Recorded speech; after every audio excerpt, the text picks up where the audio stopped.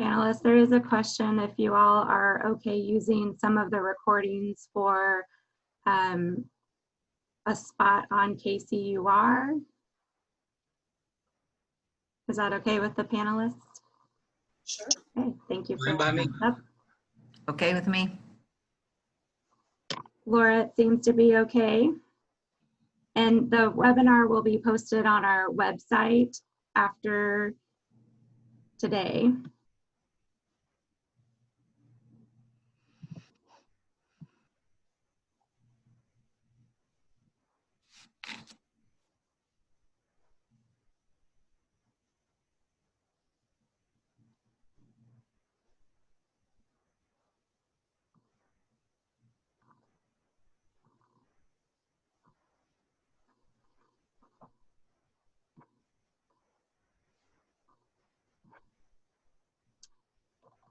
All right, well, I think we'll go ahead and get started this morning with our webinar. Thank you everyone for joining us this morning. We're very excited to be able to host this webinar through Communities Concerned for Immigrants and Refugees. This is a network that is funded by the REACH Healthcare Foundation. They have been able to make this work possible for the last couple of years.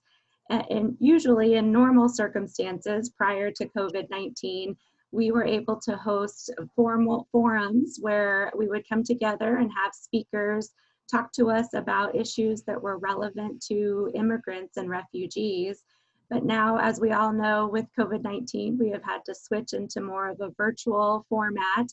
So we have been doing a couple of these webinars on issues that are impacting our immigrant and refugee families. And today we are excited to be able to bring to you 4 immigration attorneys that will be able to answer all of our questions over DACA, public charge, and many more. We will have this session moderated by Suzanne Gladney, who is an attorney herself and also the director of the Migrant Farm Workers Program. So we're very excited to have everyone with us. Just a couple of items, housekeeping items before we get started. This webinar will be recorded, the entire webinar, and then afterwards, probably give us about a day or two to make sure that we have it all together and uploaded on our website. That website is ccirkc.com, and we will also put it on our Facebook page as well, which is Immigrants and Refugees KC. So down below, for those of you, probably we have a lot of experts for working Zoom on here, but for some of us that maybe are a little bit newer to it, down at the bottom, you're gonna see a little area that's Q&A, and we are asking that you put all of your questions to the panelists in there. And then the chat box we can use if you wanna link any resources or anything that you want the entire group to be aware of. That would be great to put it there. We also do have a poll that we're going to try today, and I'm going to go ahead and launch that poll. So under the poll, we're just wanting to get an idea of who is on the call with us. If you tell us a little bit about where you work, is it the Missouri side, Kansas side? What type of organization do you represent? So just so the panelists know who might be on this webinar with us. So head on over there and let us know who you're with and what side of the state line you're working with. So with that, I'm gonna go ahead and hand it over to Suzanne Gladney, our moderator for today, and we'll introduce all of our panelists and get started. Thank you, Suzanne. Thank you. Good morning, everybody. We have 4 immigration lawyers today who have agreed to divide up the questions. Thank you, everyone, for sending in questions. We received a lot of them, and we grouped them into topics. Several topics came up many different times in questions and were easy to kind of group together. A lot about current immigration issues, as well as COVID-19 impacts on immigrants and refugees. So we've divided those up and we'll ask panelists to speak to it, and then if other panelists have thoughts on it, they'll chime in. At the end, probably around 10:45, we'll have about 15 minutes for last minute questions if something didn't get answered. And then there is the Q&A down at the bottom. So if you have a question, Andrea will be looking at that as we're going along and can patch that question in if there's a specific topic that someone's talking about. I'm going to ask the panelists to introduce themselves just briefly so that you'll know who's speaking. I know some people join into Zoom just by telephone, and so it'll be good for you to hear the voice of the person and then know that that's who's speaking. Claire, would you start and give an introduction for us, please? Sure. I'm Claire Murphy-Shaw. I'm an attorney with the McCrummen Immigration Law Group, and my practice focuses mostly on humanitarian and removal defense. So I try to focus most of my casework on children. They're my specialty, and I'm funded to represent detained children who are held by the Office of Refugee Resettlement in Topeka, Kansas. Thank you.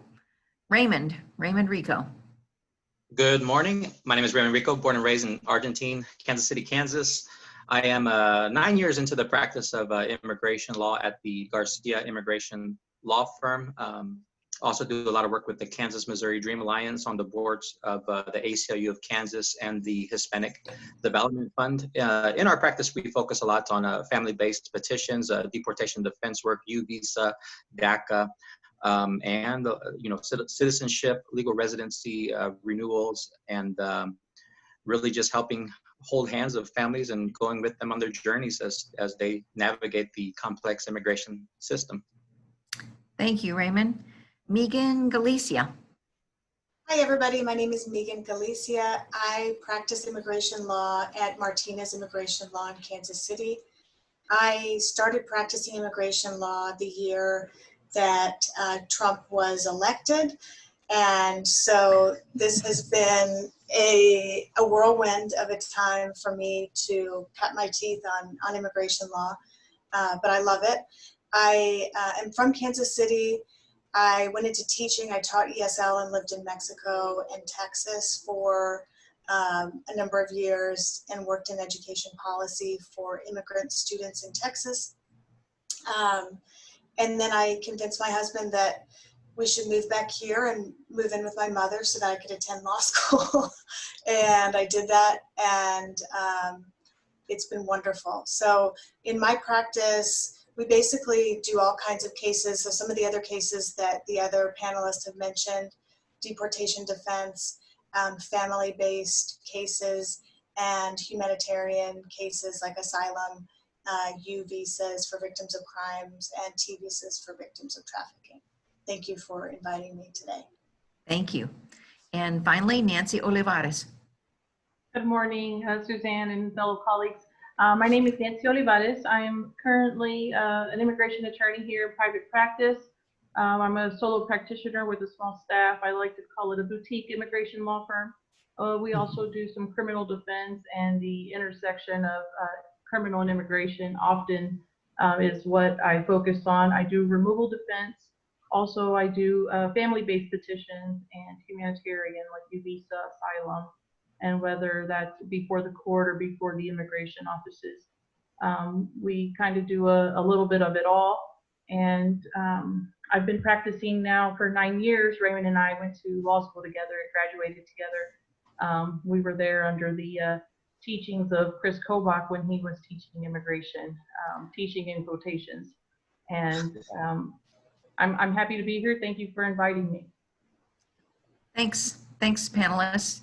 I think we'll be ready to start now. Looks like we have about 68 people joining in with us. I'm sure there will be more joining in.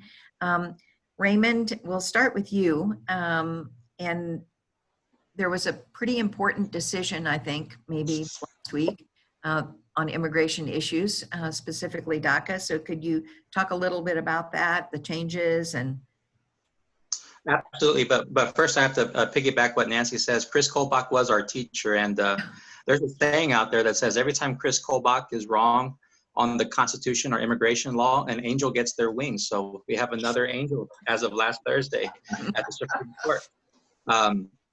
I'll just talk a little bit about what the decision was and a lot more about what it means for those who have DACA, those who may be potential new applicants. So with the Supreme Court, one thing the Supreme Court did not do is decide the constitutionality of the DACA program. And so a lot of people were wondering, are they going to strike it down saying that it's an unconstitutional program, or uphold it and say this is a program that despite whatever Trump's efforts to end it, they cannot do so.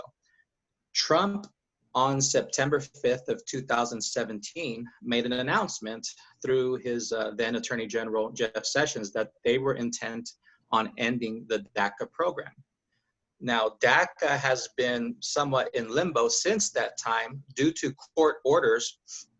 DACA recipients were able to renew their applications. However, any new applications would not be accepted and have not been accepted since September 5th of 2017.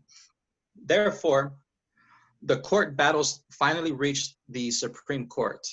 And the main issue with the Trump administration is that for most of the time since September 5th, 2017, their public statements have been, we ended the DACA program because it's unconstitutional. And so in all of these court battles, the Trump administration had a very difficult time explaining beyond just saying it's unconstitutional, its reasoning as to why it violates any laws.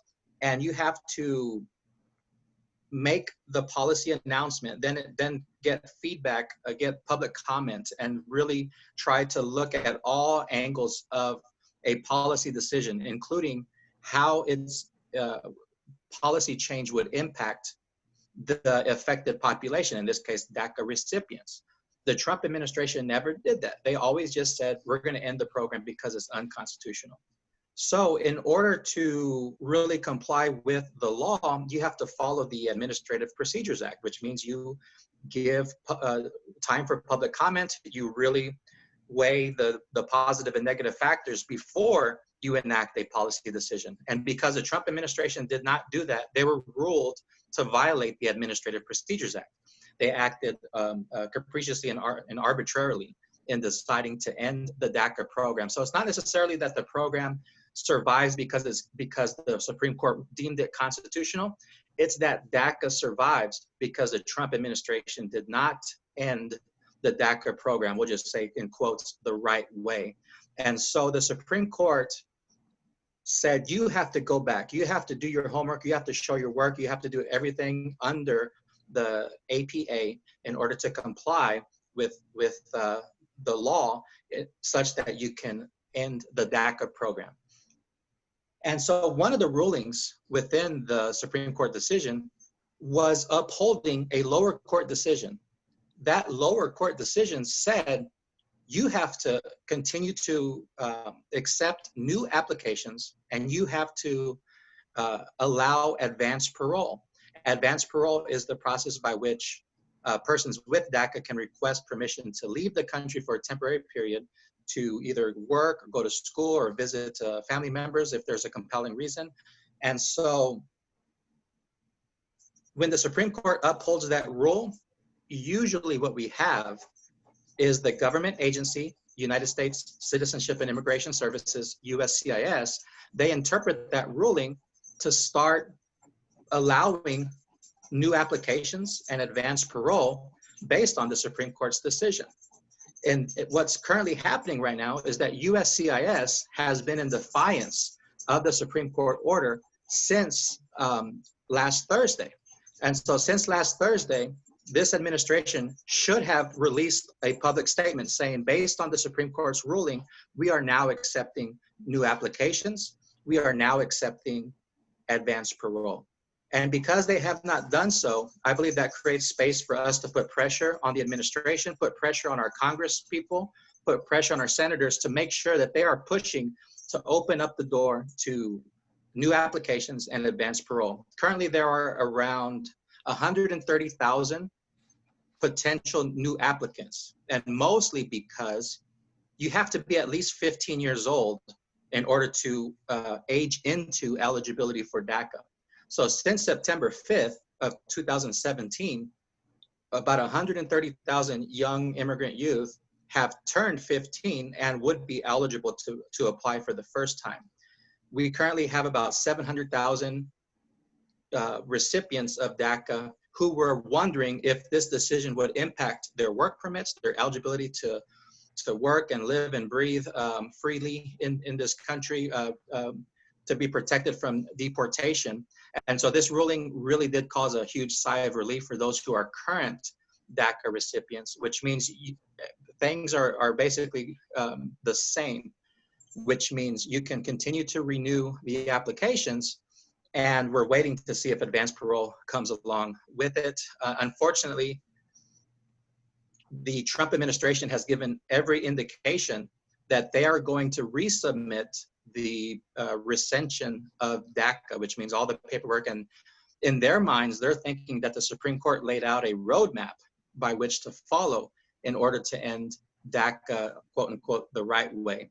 And therefore, it is the belief of the Trump administration that if they are able to submit the paperwork the right way, that their decision to rescind DACA will be upheld by the courts. Now, here we are in late June. We have the November 2020 elections. And so it is my full belief that any attempt by the Trump administration to rescind DACA will be faced with almost immediate court challenge. And in the previous round of court challenges after September of 2017, the courts ruled that the Trump administration must continue to process renewal applications. However, the courts did not explicitly, in the lower courts, were able to create a restraining order for the Trump administration to not accept new applications. And so I believe that if there's a new court case due to the Supreme Court ruling last Thursday, that there would be a direct effort to try to force the Trump administration to begin receiving and processing new applications and advanced parole. I guess I would defer to the other attorneys on the panel what to tell somebody who might be a potential DACA applicant. What should a new potential applicant do? In our office, at least, what we're exercising is a little bit of caution and asking for a little bit of patience, because hopefully it won't need a court battle. Hopefully, with pressure on USCIS to do what they must do. This is not an option on their end. They must adhere to the Supreme Court decision. What the Supreme Court rules is law. And so therefore, because they must do so, I believe we have an option of public pressure and then last resort, a lawsuit to try to crack open those doors. The day after the ruling, USCIS said that they believe that the court decision was not based on law, and they do not believe that the program is legal. Unfortunately, this is pretty unprecedented that a nonpartisan government agency is really taking a political view on a program that the Supreme Court says you must process. And so we have a big friction, big conflict with USCIS to process new applications and advanced parole. If somebody is thinking about applying for a new application once that door is open, I would say now is a good time to maybe start collecting evidence. Do not submit the applications right now. Unfortunately, if an application is denied, that can lead to a lot of consequences. First of all, you can lose out on those funds. It's $495 to apply.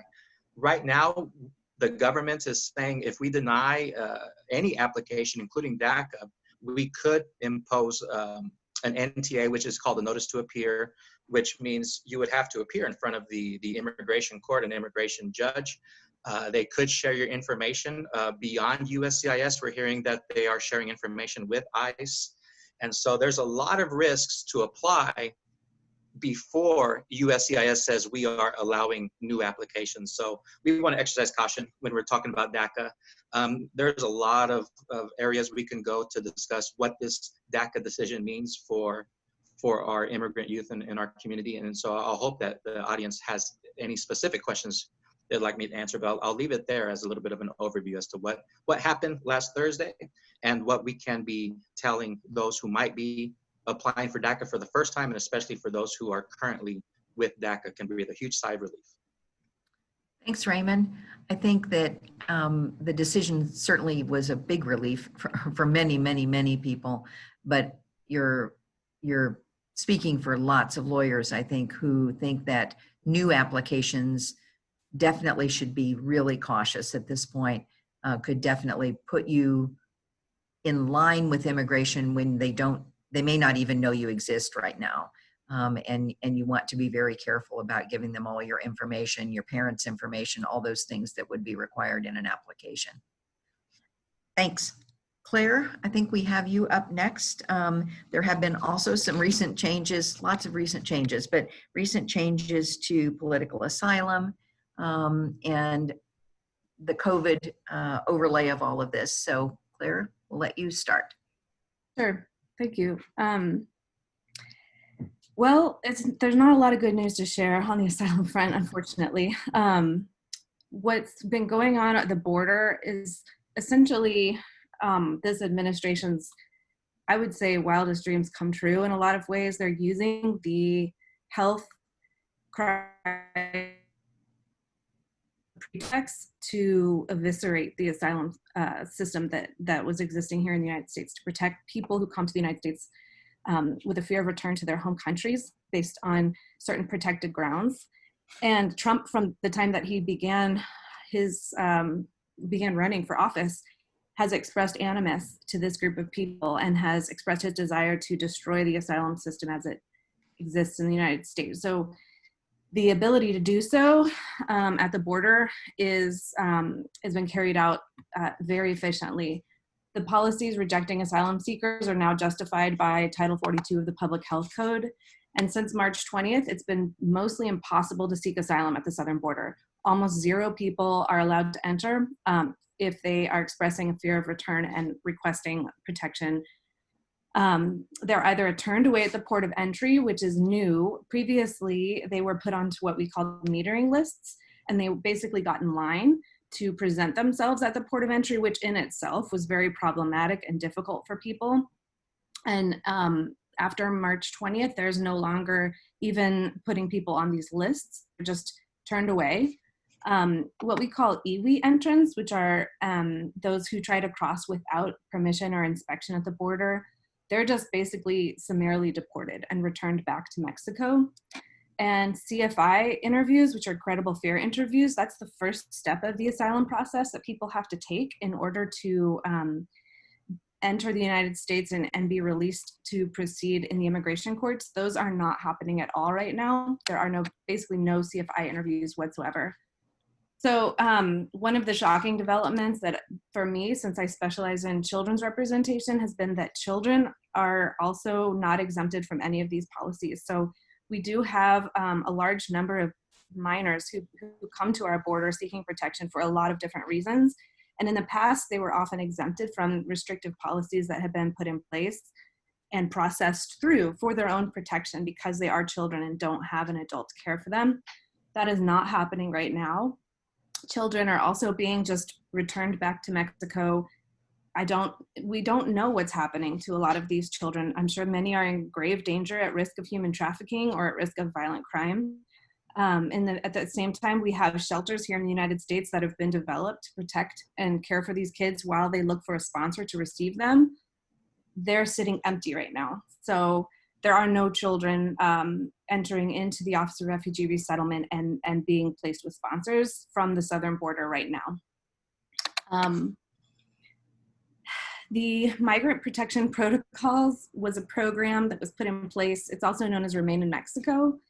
That program was basically something the Trump administration put in place last January of 2019 to require asylum seekers to seek asylum from the Mexico side rather than coming into the United States. Also a very problematic and difficult situation for asylum seekers who were forced to wait in large camps that sprung up along the border and then seek asylum at tents, port courts. That program is also completely in abeyance right now. There are no port court hearings. Nobody's getting any dates to see a judge, and it's indefinitely suspended right now, which is causing migrants to face extreme violence and a health crisis at the border, which we don't hear a lot of coverage on, but there's also rising numbers of COVID and a lack of access to healthcare at the border for those folks who who are waiting for the MPP courts to open, who hope to be able to access the asylum system in some way. But the thing is that there's a lot of exceptions to border closure at the southern border. So essential travel has been exempted from a lot of these. So US citizens, LPRs, legal permanent residents, those who want to travel for work, who want to travel for education, government workers, cargo trucks, and those traveling for public health purposes, among other reasons, have been exempted from a lot of these rules. So a lot of this is targeted specifically to prevent people from seeking asylum in the United States. It's very, very clear that that's the goal. In terms of laws affecting asylum seekers here in the United States, there's been a lot of things. I couldn't in 10 minutes summarize all the ways that this administration has targeted asylum seekers. It'd be impossible to summarize. I can tell you about a couple of the most recent and some of the most challenging for a lot of my clients. The one that's coming down the pike effective August 25th regarding new work authorization restrictions is going to be devastating for a lot of my clients. Basically, most asylum seekers are going to be stripped of their right to seek work authorization while their case is pending. So typically right now, if I file for asylum for one of my clients, within 150 days, they can seek to file for work authorization, and they're eligible at 180 days. But moving forward, there's going to be no work authorization for those who enter EWE, what we call EWE, which is between ports of entry. If they cross the border without permission, they are no longer eligible to apply for work authorization. There's going to be new bars and denials for criminal behavior. Instead of 150 days, it's going to be shifted to 365 days. Which is just devastating for people who are wanting to start working and feeding themselves and their families while they wait for their opportunity to present their claim for asylum in the courts. There's going to be a maximum 2-year cap on the amount of time that they can be work authorized. And their work authorization is going to automatically terminate when their appeal is administratively final. So that's just a quick recap of the work authorization rules. And then the other major change I wanted to touch on is the new proposed rule that just dropped on June 15th, which is so new that honestly, most of us practitioners haven't had the chance to fully digest it. But in summary, the goal is to just basically strip what's left of our asylum system out. It's going to allow immigration judges to summarily deny applications before there's even been a hearing at all. It's going to end asylum for those fleeing violence from certain types of violence. So intimate partner violence or family member violence, those fleeing gang members or gang-based violence, and those who don't fit the definition of state actors. Those types of claims are just going to be summarily dismissed. It's going to raise the legal standard for passing a credible fear interview, or that interview that you have to pass just to even enter the system. It's going to be so hard to pass that interview that a lot of people won't meet that first boundary. And it's going to allow just a denial of asylum for discretionary factors, such as entering the United States between ports of entry or after transiting through a third country. So many new rules and bars, it's impossible to say, but it's clear that if it goes into effect, seeking asylum is just going to be an option for so few people that the system isn't really going to exist. Just on top of that, there's just many other obstacles, but administrative challenges from the USCIS. They've been rejecting applications that we've been filing for very, very tiny reasons. For example, one blank on a form means that USCIS will send it back. And I've had applications for children seeking asylum sent back to me 3 times, each time for some very petty or just ridiculous reason. And so we keep filing, but USCIS is doing this, I think, purposefully to slow down the process to keep people from accessing the asylum system. So these administrative barriers of rejections and slow processing, it's also, there's no circuit rides. So what happens is an asylum officer comes from Chicago to Kansas City to interview people for asylum. And right now there's none of that because of the COVID crisis. But it means that cases that had been filed previously are totally stalled out. And then court, some people seek asylum at the United States Citizenship and Immigration Services Office if they're filing affirmatively or if they're children. Other people who are already in removal will seek asylum at the immigration court. And court is closed right now and will be through, for all people who are not detained, through July 10th currently. It keeps getting pushed out and out. So people who have hearings coming up with judges are just waiting to get rescheduled and figure out when their hearings might be. But right now, there is no non-detained hearings through July 10th. So that's a quick recap of a lot of changes, and there's many more that I didn't touch on, but. You're right that there was not much good news on the asylum front. I wish I had some for you. Thankfully, we put the DACA decision first, even though it still has its issues too. But the asylum front is really, really sad. I think the United States has been known for decades to be a country that accepted asylees, people fleeing violence and persecution.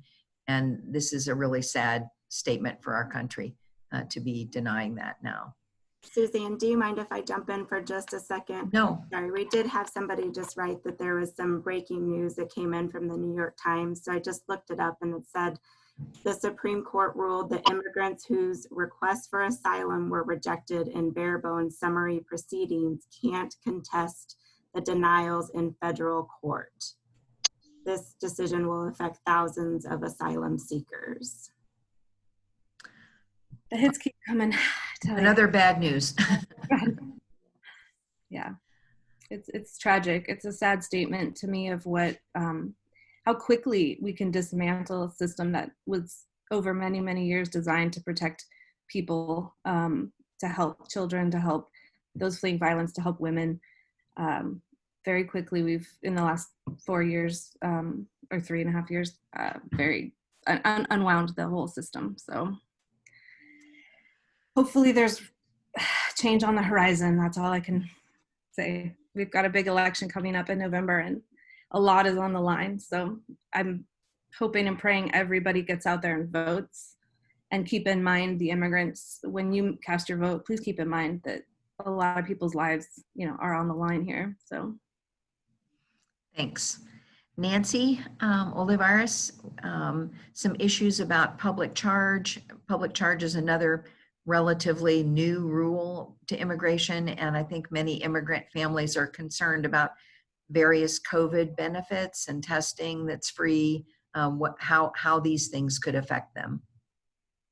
Thank you, Suzanne.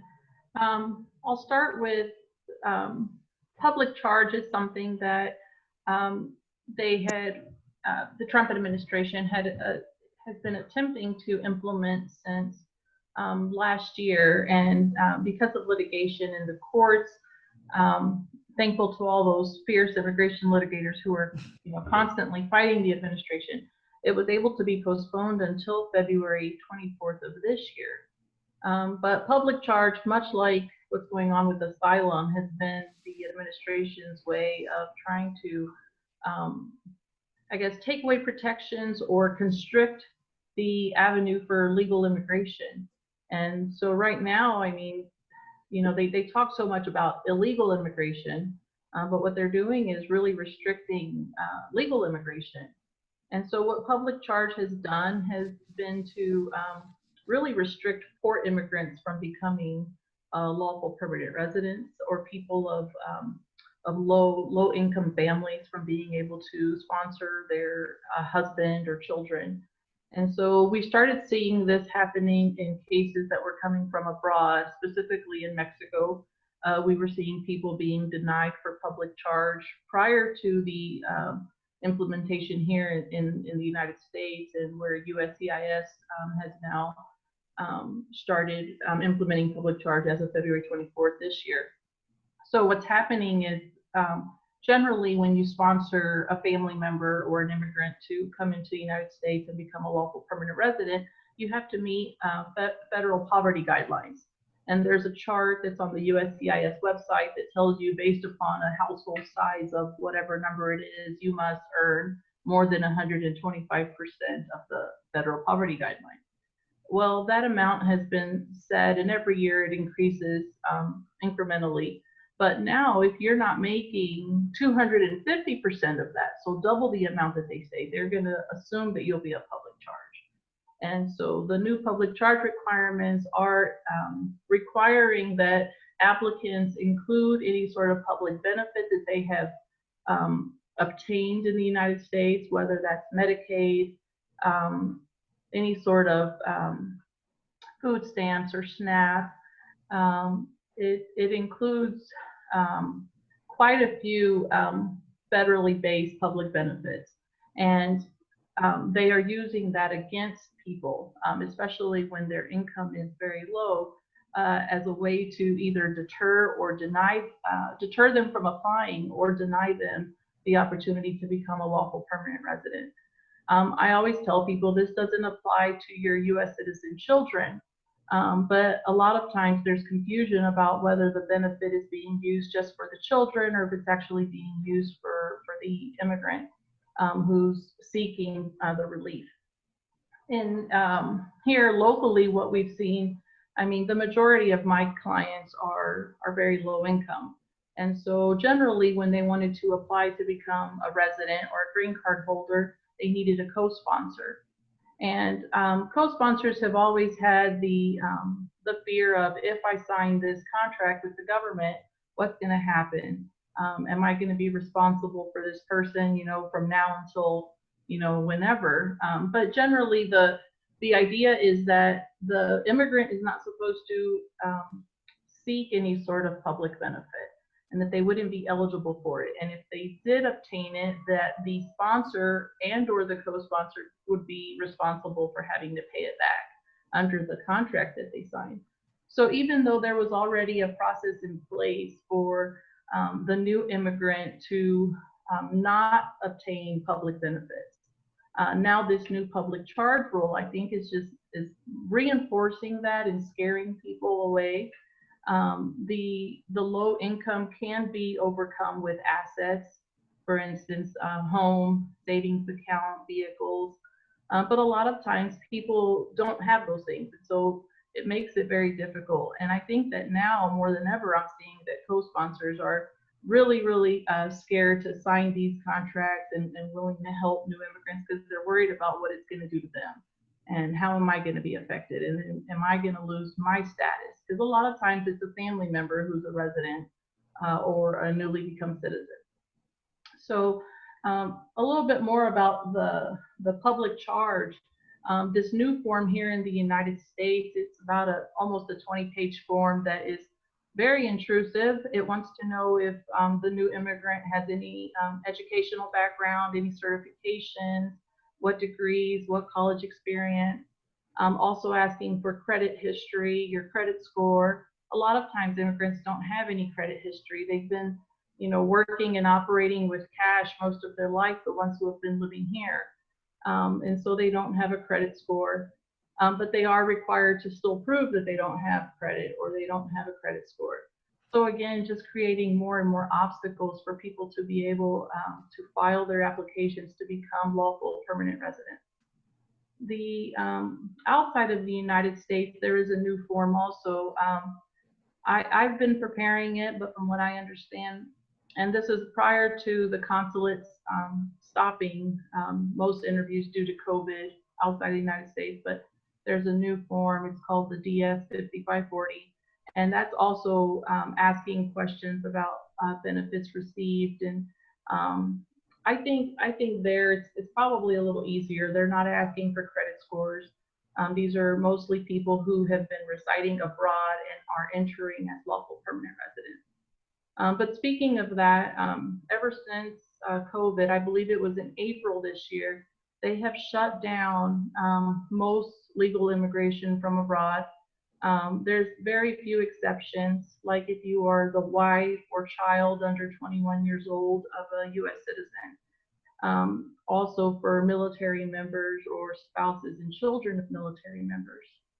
But beyond that, like if you are a lawful permanent resident residing here in the United States and you want to petition for your child who's still abroad, that person would have to wait. Right now, there's no interviews being scheduled for a child or a spouse of a lawful permanent resident. I had a family that had siblings of a U.S. citizen who were supposed to have an interview, and those were canceled, and now they're going to be canceled indefinitely, at least from what I understand, until the end of the year. And these are people who've already been waiting for 20, 30 years to be able to immigrate. And so these are people who are stuck again without a way to immigrate lawfully. Recently, so in April, there was that proclamation of a visa ban due to COVID. And then just last week, there was a new visa ban for immigrants wanting to enter. And now what the Trump administration has done is restrict travel for certain visa holders, what they call non-immigrant visas, temporary workers, any foreign worker other than agricultural. So I think that, you know, Trump understands the need for our agricultural workers, and he says we have a need to keep food on the table for Americans. You know, that's the one job that Americans don't want. And Suzanne, who's always worked with the migrant farm worker population, knows exactly what that means. But he has not held up the H-2A visas, which are the migrant or the agricultural workers, but all other foreign workers have been held up, other than like doctors and physicians, healthcare workers. They have stopped fiancé visas. They have stopped, I think, professional or O visas. Quite a few. The list goes on and on. But again, this goes back to where I started with. They're shaving away at all the lawful ways of immigrating. And, you know, they're doing this under the guise of, we're protecting the American worker, protecting the American people, keep jobs in America. And I mean, it's awful. It makes our job extremely difficult. I think as immigration attorneys, every other week or so, we get another blow. And it's exhausting working under this administration. So like Claire, I would like to urge all people to vote and you know, do your civic duty to vote and hopefully vote on the right side of history, so that we can, you know, perhaps go back to not the way things were, but where we're not getting slammed every other week with a new violation of due process. Thank you, Nancy. I think one of the things that Andrea has and will post on this site when it's recorded is a listing from Protecting Immigrant Families, which is a nonprofit organization doing a lot of advocacy work around protection issues specific to benefits and to this public charge rule. They have an outline there of the public charge rule. It is extensive, as Nancy has tried to explain. It also has a separate page in English and in Spanish dealing with specific COVID benefits, stimulus checks. A lot of people are worried about that, is because it is a COVID issue. Is that going to, can I cash that? Can I keep that? It went directly into my account. Should I take it out? Testing, where people are getting free testing. If I test positive and I get free care at a health clinic, is that going to affect me down the road? Food pantries that are getting USDA commodities now in very large quantities. If I sign my name saying I got free food, is that going to affect me?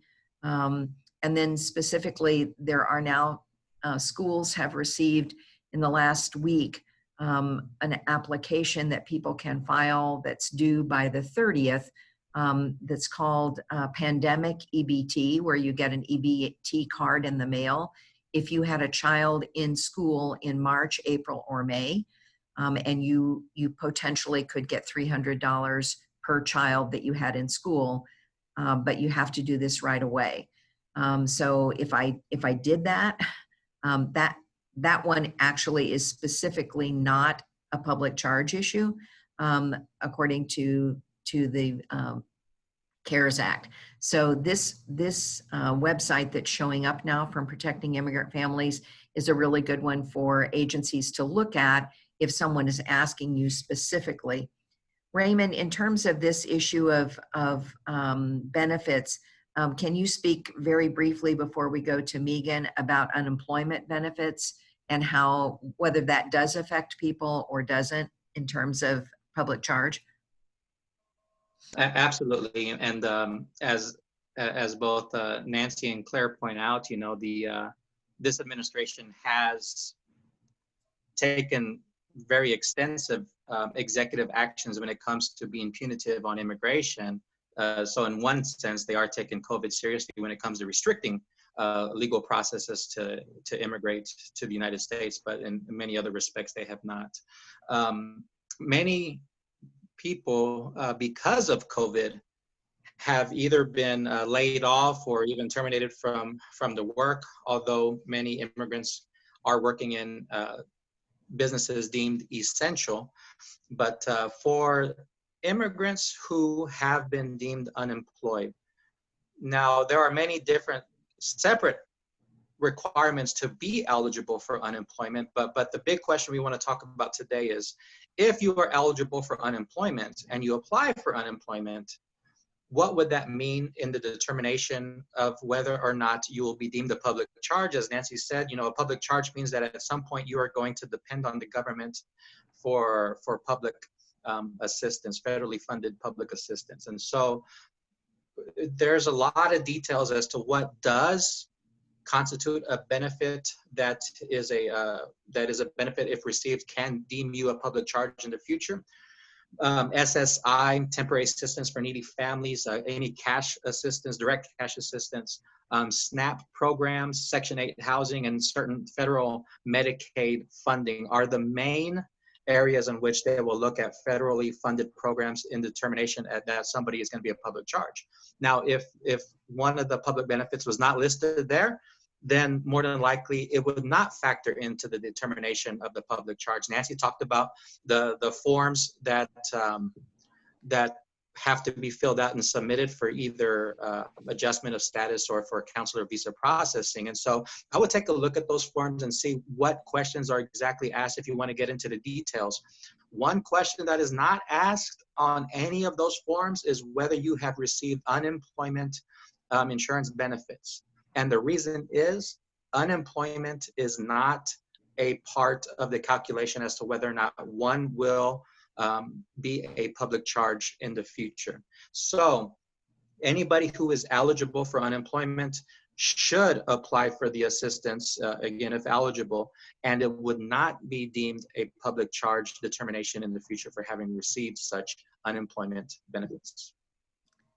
And if I can, I'm sorry, Suzanne, if I can just add that only people who have been working lawfully with a valid Social Security number, usually that means that they have an employment authorization document, are the people who would be eligible to apply for unemployment. You know, one of the unemployment requirements is to provide a Social Security number. So an undocumented immigrant is very unlikely to obtain unemployment. So let's go now to Megan Galicia. Megan has some updates for us about the specific Kansas City office. We've been mentioning USCIS this morning. That is the immigration office that most people would have contact with if they are not if they're not in custody. That would be where they would go in for fingerprinting or for applications or interviews. So issues that are going on there, being closed, what they're doing now, applications. I think a lot of people are specifically interested in naturalization. A lot of people are interested in naturalizing in time to be able to register.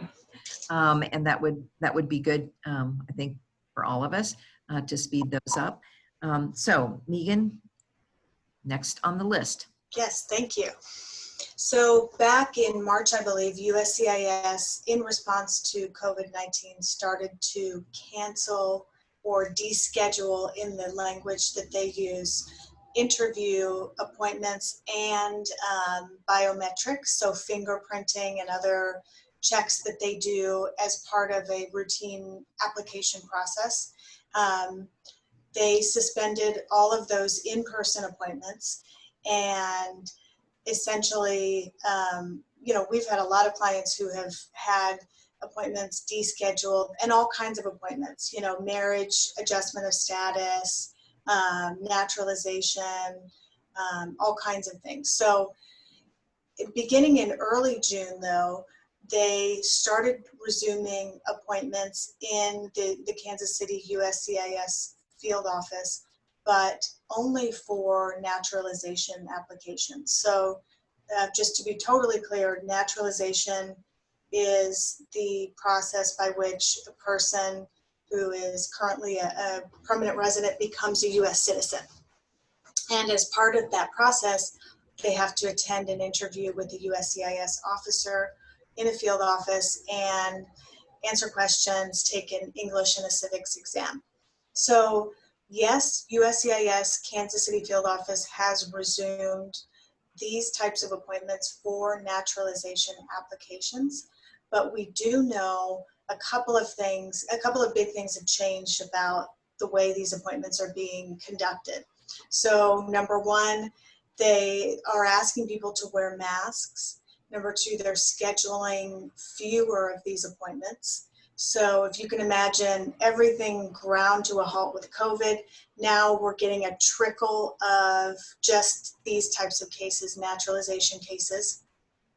And they have some other measures in place to try to protect their staff and people who are going to the office in terms of COVID procedures.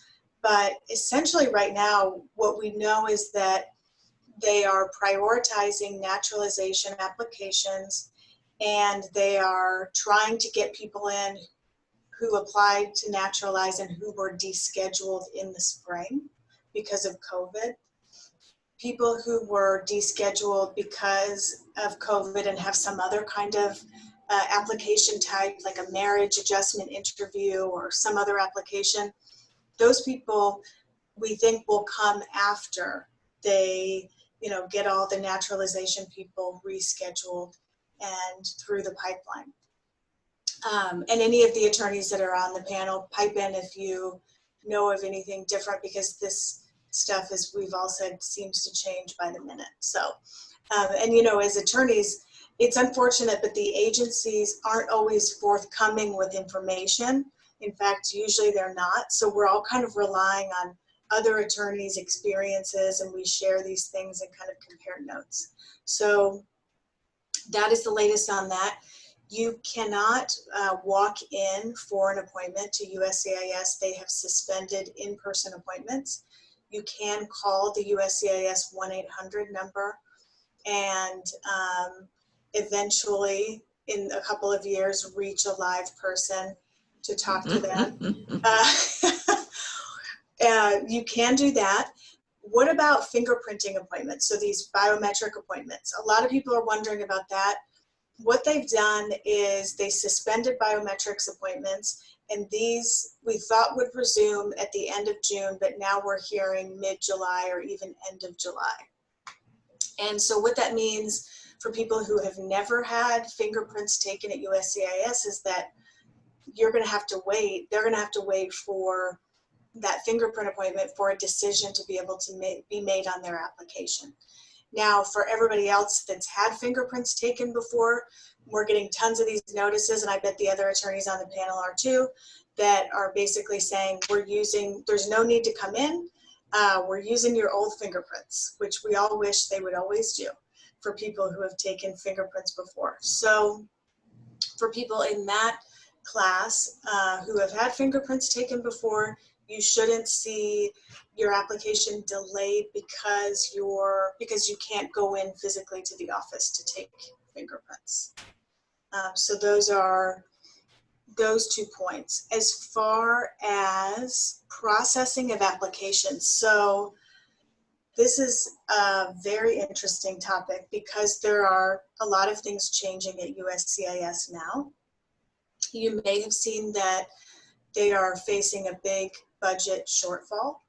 At USCIS, you may have seen that they furloughed and are laying off a bunch of workers. And one thing that happened to me in the past couple of weeks is that I have a client who has an I-130 that's pending. So her spouse, US citizen spouse, petitioned for her. And so we're kind of checking in on the processing times on the USCIS website.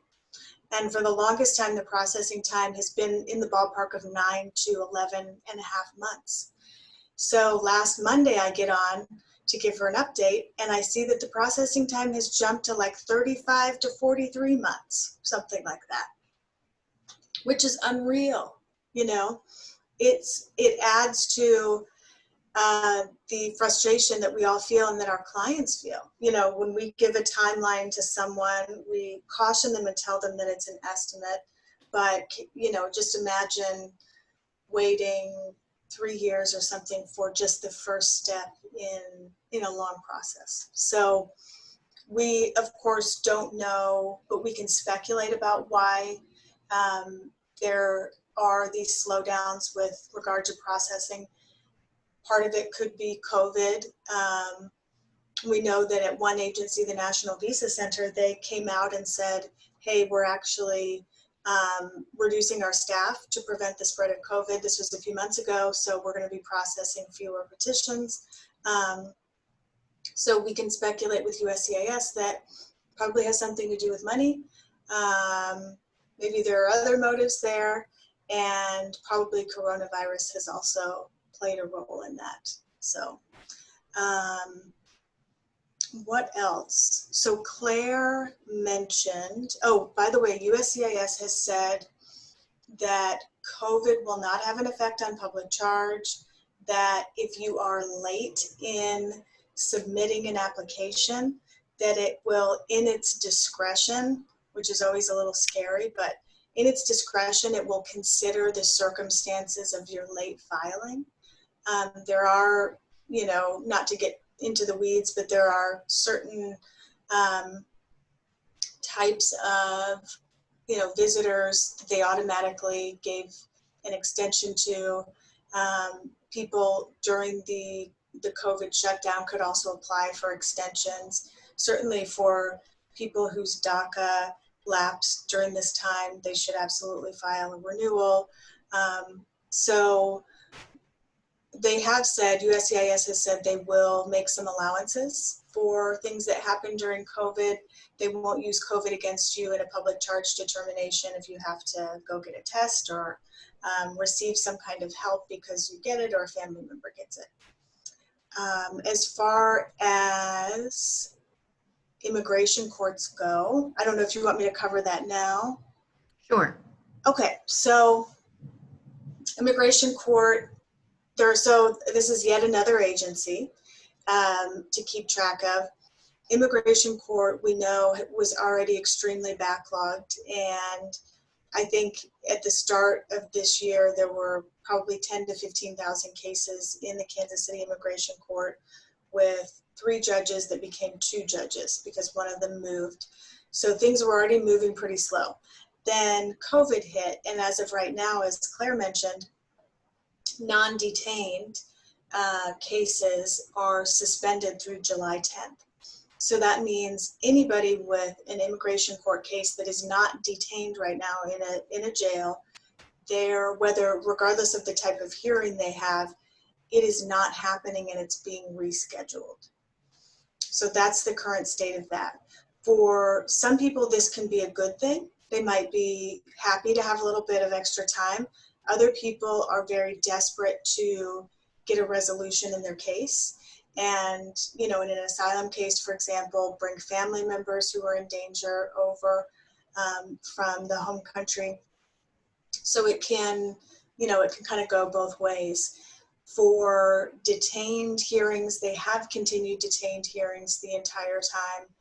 Really, the response of the agency that runs immigration courts has been patchwork, and it's been a little scary. For a long time, it felt like a long time, we were still attending hearings in the Kansas City Immigration Court, and we were hearing about you know, judges in other cities being infected and DHS attorneys being infected.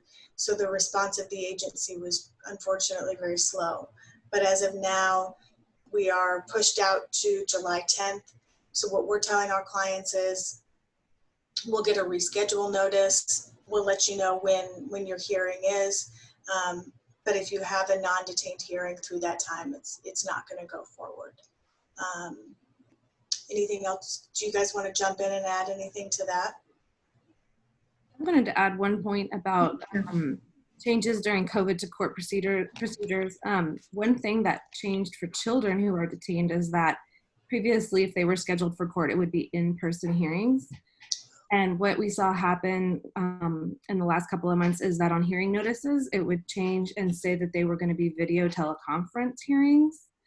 And they set up technology at the shelter so that the children would have to present themselves to the judge via video, which is supposedly as a safety precaution, but the concern is that moving forward, some of these changes, like as we know that the health context has been used as a pretext to diminish the due process of the immigrants. And so I think that moving forward, they're just going to leave it as VTC or video technology. And advocates for children find that this is really an inappropriate way for children to present their cases in court or have to have a hearing because they don't respond well to the technology. A lot of the kids haven't seen computers before, that they're not familiar with who's on the other end. It adds to the level of fear that they have throughout the procedures. So I hope that change is not going to be a permanent one, but I have a sense that it might. So. Thank you. Megan, one last thing. Has this changed ICE arresting people in any way? Has that slowed down? So People have to make.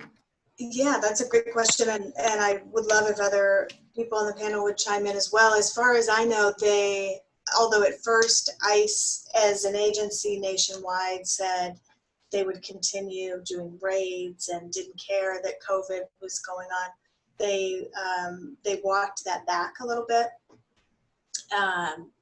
And in March, I believe. And so as far as I know, they are not conducting those activities at the level that they were pre-COVID.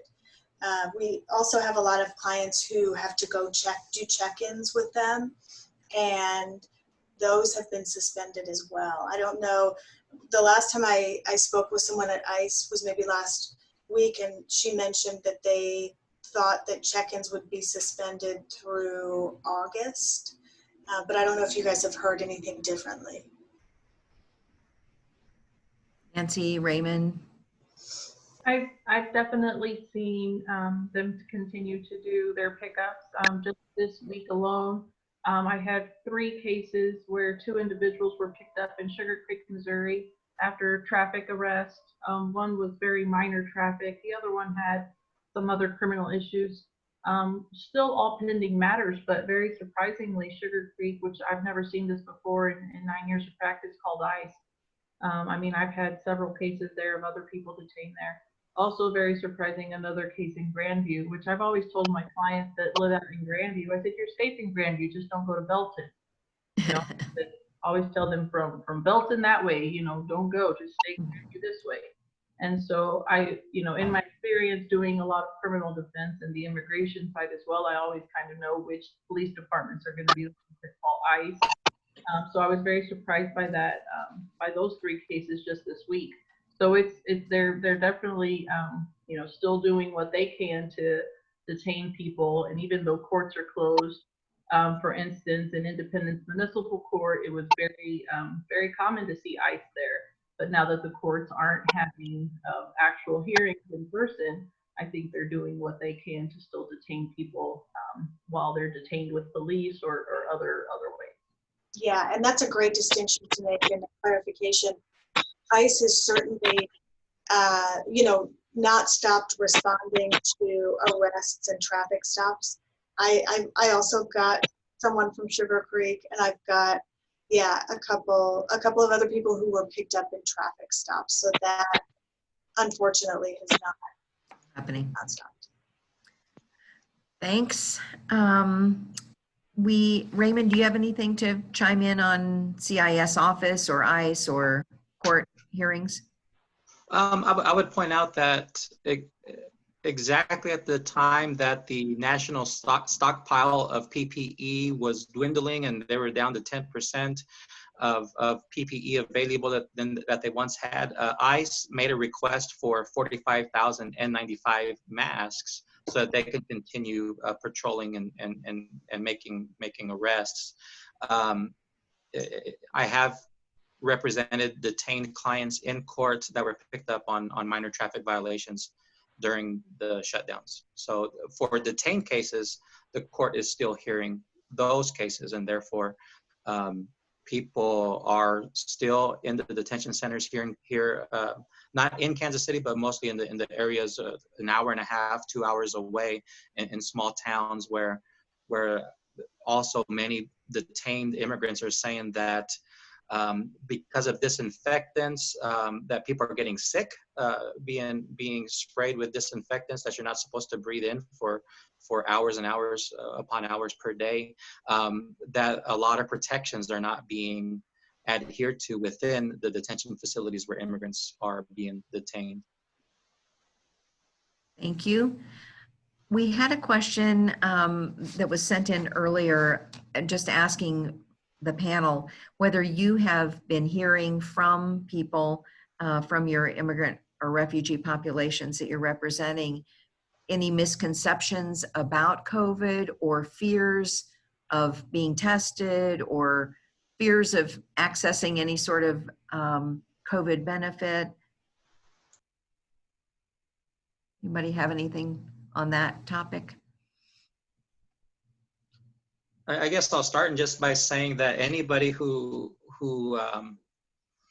either feels symptoms or has been in contact with somebody who's tested positive should 100% feel secure in receiving a test, especially here locally. I know Andrea's on the Zoom as well to maybe talk about some of the services offered from Vibrant Health. I just have not seen anywhere where either ICE or some sort of Department of Homeland Security official is questioning people at testing sites. I would encourage anybody to go ahead and seek the tests and treatment if they feel they may have been exposed to this virus. Unfortunately, around 200,000 just DACA recipients are essential workers during this pandemic, and millions of workers are working to put food on the table. And unfortunately, the meatpacking plants, although the companies have been indemnified from lawsuits, there really are not protections in place for many of our immigrant essential workers. And so it's not a surprise that we have so many immigrant positive cases. And in fact, within the last, or sometime this month, one of our clients working in one of those facilities did pass away. Thanks, Raymond. Anybody else have anything on that? What precautions are you taking in your specific offices, and whether you think that is what most immigration law offices are now doing in case people are thinking about referring someone for a new DACA application or a renewal? What would they expect in a law office at this point? Nancy? I can start. We are trying to limit most consultations to be virtual or telephone. There's quite a few potential clients who are either technology averse or I think just a little bit hesitant because they want to meet in person, because they want to know this is real. They don't want to be swindled. But for the most part, we're trying to limit in-person consultations. For those that do have to come in person, we do temperature checks at the door.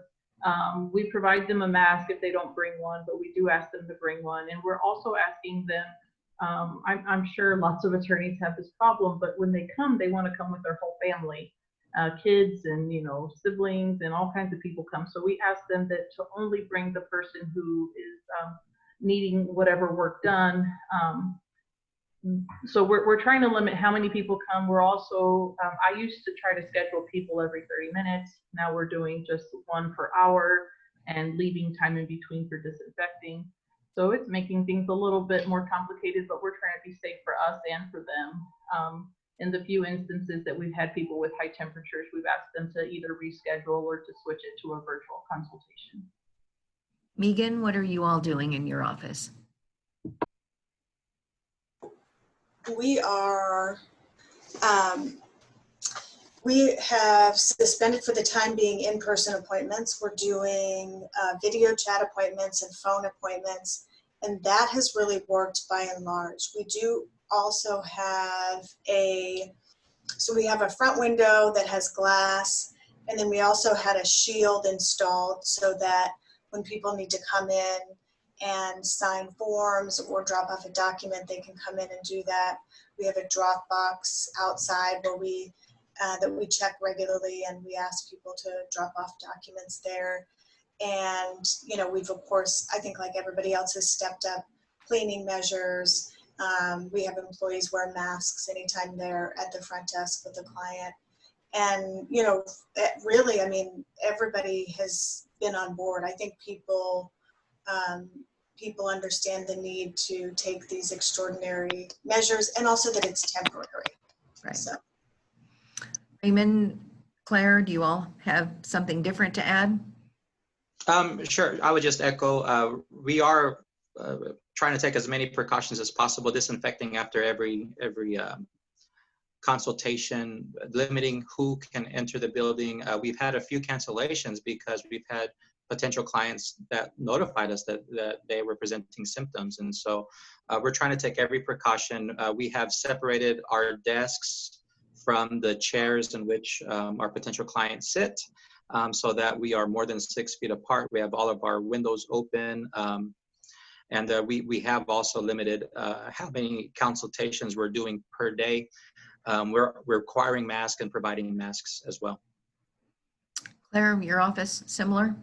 Yeah, similar. My office is probably the largest office of the attorneys present. So there's 7 attorneys that work in our office, and I think a staff that totals about 25 people. So it's been challenging because with that number, it's harder to keep the social distance that's required. And so our managing partner has basically diminished the crew to a skeleton crew, and the rest of us are all working 100% remote. And so we are using technology to communicate with our clients as much as possible, whether it's a phone call, a video chat, or WhatsApp has been really, really useful during this time. So our asylum clinic has a cell phone that's specific to our clinic, and we give our clients the access to the phone so we can either message or exchange documents that way.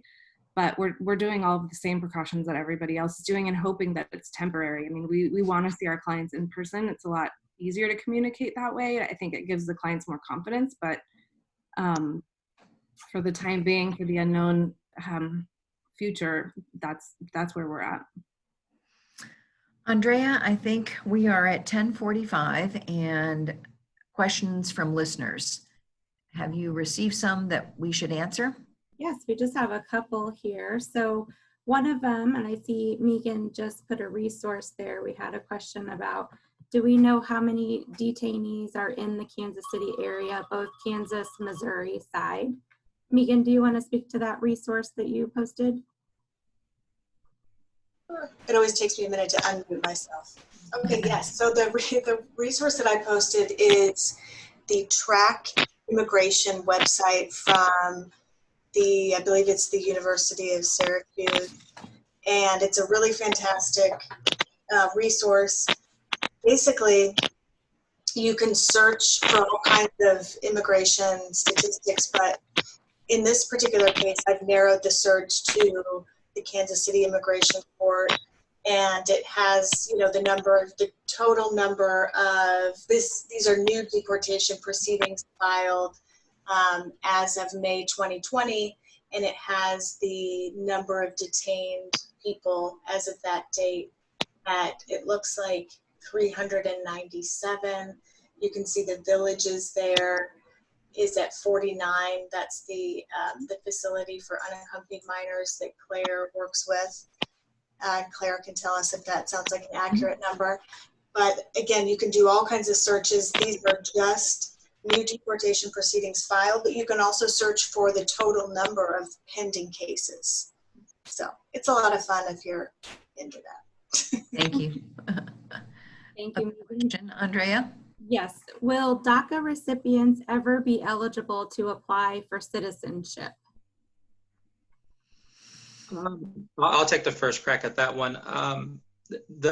Since the inception of DACA in 2012, the program, the benefits of the program have been to defer the action of future deportation. So it's really a program that seeks to defend, provide protection from deportation, and in the meantime have the benefits of a work permit, which allows one to work and have a social security number, get a license. Unfortunately, there was no direct path for anybody who has or had DACA to be able to adjust status or to apply to become a legal resident. So with almost everyone who has DACA today, DACA is the best defense of deportation and that the person has. And so it is only lawful presence. It is not a legal status. And so it's a little bit of a technical legal distinction, but it's a temporary program. Every 2 years, I know DACA recipients live in limbo, hoping that another 2 years will be granted. In some cases, they are not. In some cases, USCIS doesn't give good reason as to why somebody has been denied, and there is no appeal. And so, unfortunately, in order for somebody to become a citizen or to apply for residency first before applying for citizenship, we have to see some sort of change in their circumstance. For instance, if somebody with DACA gets married to somebody who has legal status, you can apply. If somebody's been a victim, you can apply for a U visa. So all of these things can happen concurrently while somebody has DACA and is continuing to renew.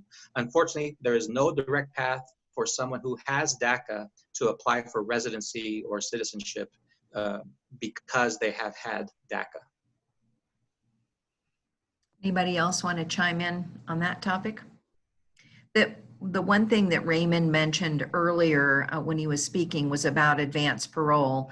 Advanced parole, if it is allowed, if it is determined that people who have DACA can apply for advanced parole, that is a really important benefit for people who are possibly eligible to become a permanent resident, which would be the first step then eventually to applying for naturalization.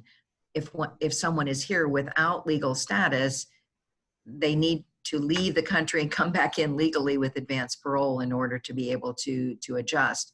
So that advanced parole is very, very important for lots of DACA recipients. So hopefully that will come through, but right now there isn't any direct way for a DACA person.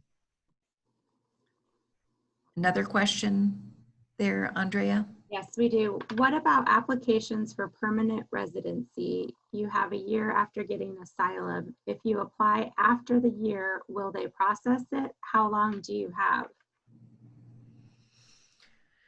Claire, Megan, Nancy? I can take it.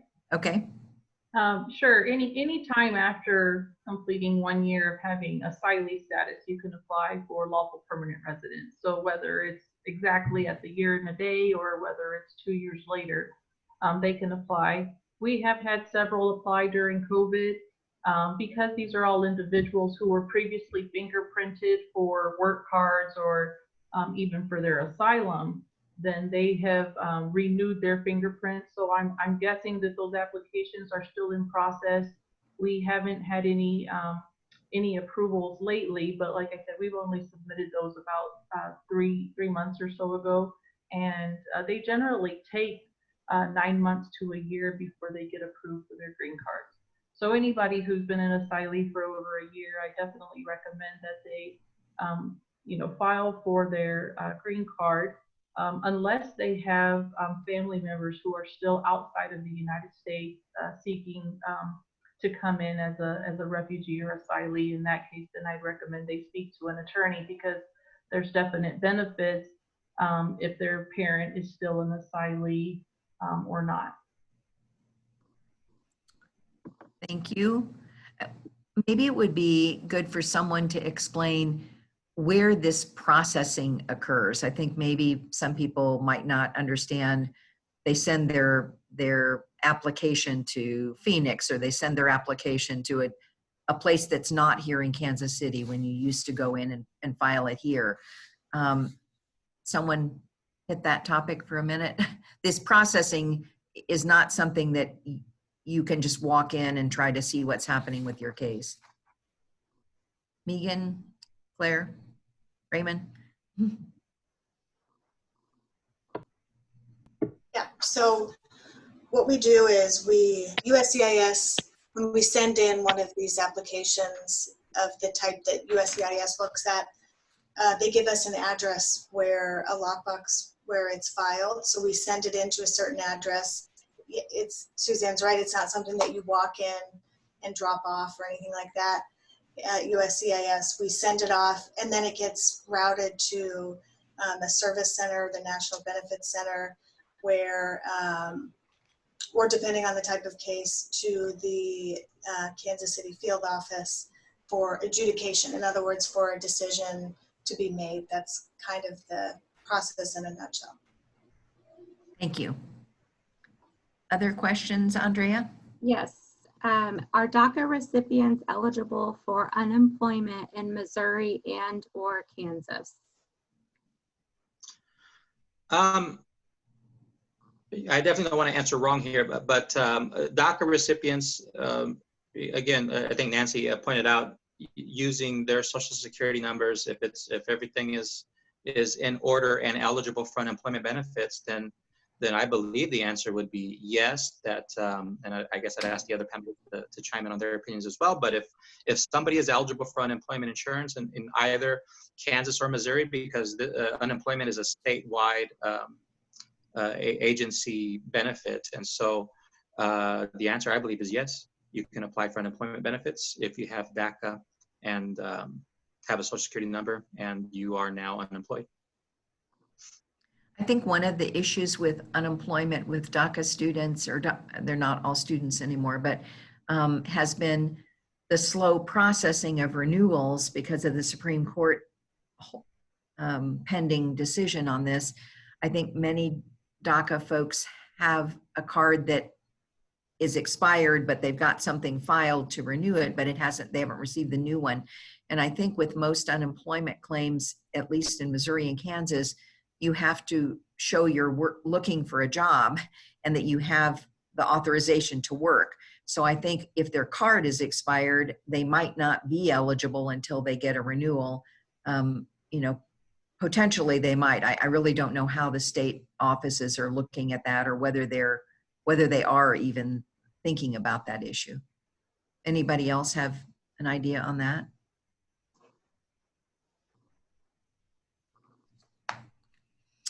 Andrea, any more questions? There is. How are you keeping in contact with detained clients? Raymond, Nancy? Sure. Claire? Well, as attorneys, we are always able to communicate by phone. So we most of the time it's by phone. In some instances, we've gone in person, but not during this pandemic, during COVID. But we work a lot with both the clients while detained over the phone, and oftentimes family members who usually are the ones who first notify us of someone in their family or one of their loved ones being detained. And so we work and we try to establish all lines of connection so that we can adequately represent somebody. Sometimes the detained hearings are within a day or two from when we hear from a family member that one of their loved ones are detained. So a lot of times we have to drop a lot of work to make sure that we're adequately representing somebody who finds themselves detained. I think we are within 5 minutes of ending the session today. And we do have probably several more questions and things that have come up. CSER is looking at having a Facebook Live session in Spanish, potentially some other sessions. CSER does many of these types of sessions based on people's interests. So if you have specific interest, look at the website, look at their Facebook page, their Twitter account for upcoming sessions and webinars, and also ways that you can put in information about what you would like to see. Because you're on this call today, you will receive notifications, but you can also look to see what's upcoming. Several people mentioned, several of the panelists mentioned, and I'm sure some of the folks listening, registering to vote is super important. We are a pretty mobile population of people. So even if you've moved a block over, you may not realize that you're in a different district or in a different precinct. So be sure to keep your voting updated, to be sure that you're registered. And to encourage new neighbors or new people in the area to vote. I think the vote in November this year is going to be one of the most important votes that many of us have an opportunity to vote. And remembering immigrants and refugees and many of them who are not eligible to vote, that we're really advocating for them. There are many, many other issues that we're thinking about in terms of voting. This administration has caused a number of problems to a lot of communities of people. But just to remind you who CSER is or what it is, it's a network. It's a network learning community dedicated to strengthening health and well-being of immigrant and refugee communities. We're all in this COVID situation together. And we will be stronger together. Immigrants and refugees are parts of our community and are a very important part of our communities. I'm not sure of the history of all of the panelists and people on this today, but apart from Native Americans, most of us came from immigrants at some point. So it's very important that we remember immigrants and refugees, and CSER is a really important advocacy organization for that. Anything else at the end here, folks, to say? Thanks to all the panelists. This has been, they logged on a little at 9 o'clock, so this has been 2 hours for them out of their busy days. Thanks very much for doing this, and we'll look forward to seeing everybody on the next CSER webinar. Thank you, Andrea. Thank you. There will be a survey that pops up when you log off of Zoom. So if you could help us out by filling that out and just giving us feedback for future forums to come. Thank you to all the panelists. Have a great day, everyone. Take care. Thank you. Bye. Thank you.